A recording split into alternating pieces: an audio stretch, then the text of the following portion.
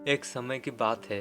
बीजापुर नामक देश के सुल्तान इस्माइल आदिल शाह को यह डर सताने लगा था कि राजा कृष्णदेव उस पर हमला करके उसके देश को जीत सकते हैं। सुल्तान ने कई जगह से सुन रखा था कि राजा कृष्णदेव ने अपने साहस और वीरता से कई देशों को जीतकर अपने राज्य में शामिल कर चुके हैं। इस बारे में सोचते सोचते सुल्तान के दिमाग में यह ख्याल आया कि अगर इससे अपना देश बचाना है अगर उससे अपना देश बचाना है तो राजा कृष्णदेव की हत्या करवानी होगी।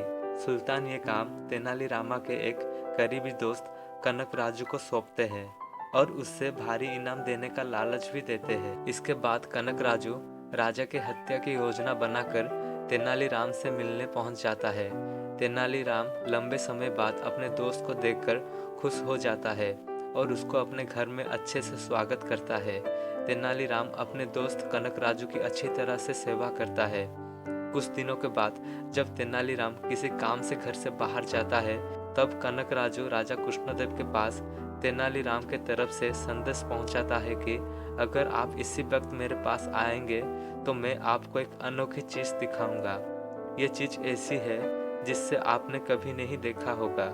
संदेश पढ़कर राजा तुरंत तेनालीराम के घर पहुंच जाते हैं। घर के अंदर जाते समय राजा कृष्णदेव साथ में कोई हथियार नहीं लेकर गए और सिपाहियों को भी बाहर रुकने का आदेश देते हैं। राजा घर में घुसते ही कनक राजू उन पर चाकू से वार कर देता है, लेकिन राजा कृष्णदेव बड़ी ही चतुराई से कनक राजू के वार को रोक देते हैं और अपने सिपाहियों को आवाज लगाते हैं। राजा की आवाज सुनते ही अंगरक्षक वहां पहुंच जाते हैं और कनक राजू को पकड़कर उसकी हत्या कर देते हैं। राजा कृष्णदेव का कानून था कि राजा पर जानलेवा हमला करने वाले को जो आश्रय देता है उसे मृत्युदंड की सजा सुनाई जाती है। इसीलिए तेनालीराम को भी मौत की सजा सुनाई गई। सजा मिलने के बाद तेनालीराम राजा से माफी की गुहार लगाता है, लेकिन राजा कृष्णदेव कहने लगे, तेनालीराम, मैं तुम्हारे लिए राज्य के नियम नहीं बदल सकता। तुमने उस व्यक्ति को अपने घर में रहने दिया जिसने मुझे मारने की कोशिश की थी, इसीलिए मैं तुम्हें क्षमा तो नहीं कर सकता, लेकिन तुम्हें किस तरह की मृत्यु चाहिए यह निर्णय मैं तुम पर छोड़ता हूँ। इतना सुनते ही तेनालीराम कहता है, महाराज, मुझे बुढ़ापे की मौत चाहिए।